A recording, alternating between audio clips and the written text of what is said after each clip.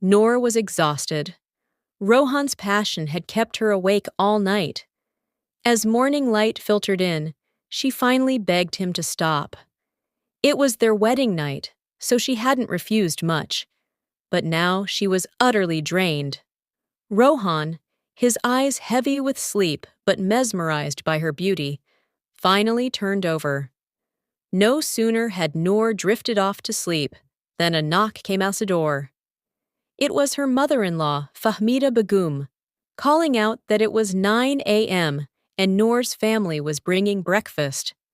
Noor was devastated. She had only slept for 2 hours.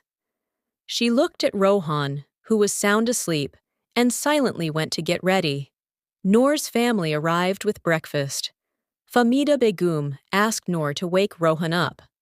Noor hesitated. A lingering fear of Rohan's intense passion from the night before made her wary of going near him. She was scared he might start again. But when her mother-in-law insisted, she nervously entered the room. Rohan was still fast asleep. It was nearly 11 a.m. Noor gently shook his arm. "Rohan, wake up, please get ready. My family is here for breakfast." He groggily opened his eyes. Seeing Noor looking refreshed, he was instantly filled with desire again. He pulled her to him. Noor, panicking, pleaded, "Please, leave me." But Rohan ignored her, took what he wanted, and then finally got up to take a shower. As he left the bathroom, he tossed the towel at her face and said, "I'm going to have breakfast with my in-laws. You go shower again, get ready, and then you can explain to everyone why you're late." Noor felt like crying, but he was gone. She went for a second shower, put on the same clothes, and joined everyone, making sure her dupatta was properly secured to hide any signs. Rohan kept signaling her from across the table to come to the room, but Noor, thoroughly fed up and scared, kept busy talking with Fahmida Begum. Finally, an angry Rohan stood up and slammed the door as he went back to the room. That evening was the walima reception. No one could take their eyes off Noor, and Rohan was utterly captivated. As they sat on stage, he held her hand and whispered in her ear, "You won't escape me tonight." Noor's head was spinning. She hadn't slept properly in days and was exhausted. Then, Noor's mother, Safiya Begum, told Fahmida Begum that it was their custom to take the daughter home after the walima for one night. Fahmida Begum agreed immediately. Rohan was furious, protesting that there was no such custom. Fahmida Begum patted his shoulder and said, "Stop it. You can't talk to elders like that. Let Noor go." Noor was relieved.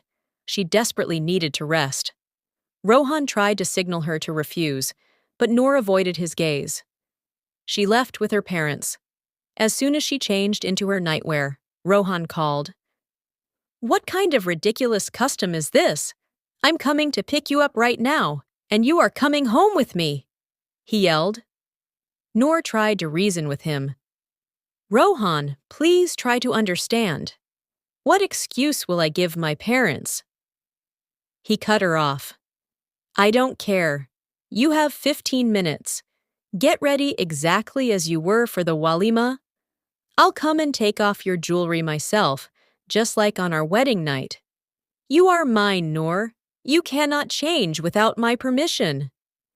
His intense anger terrified her.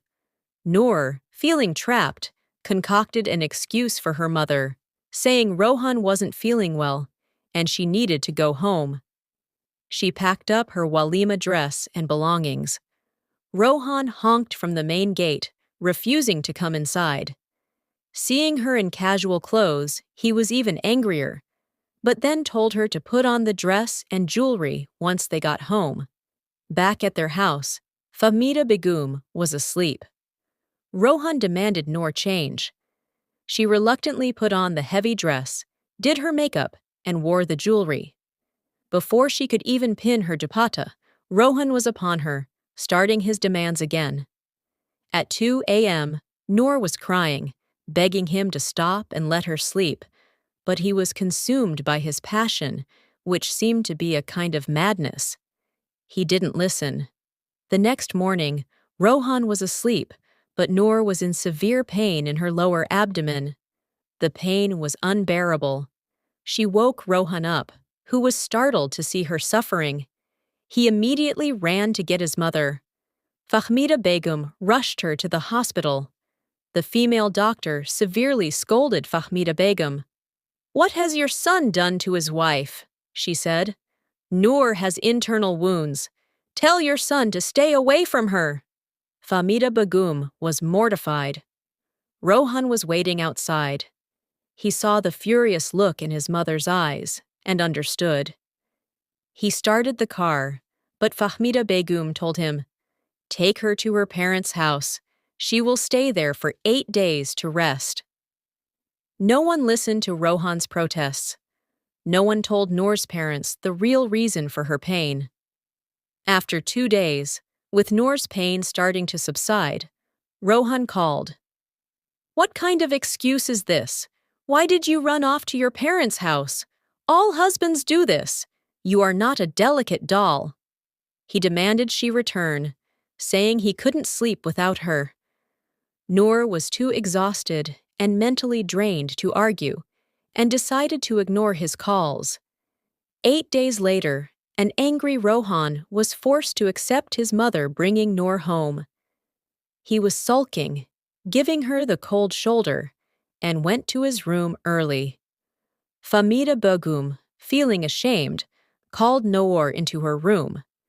She apologized and told Noor she had scolded Rohan severely and that he wouldn't do this again.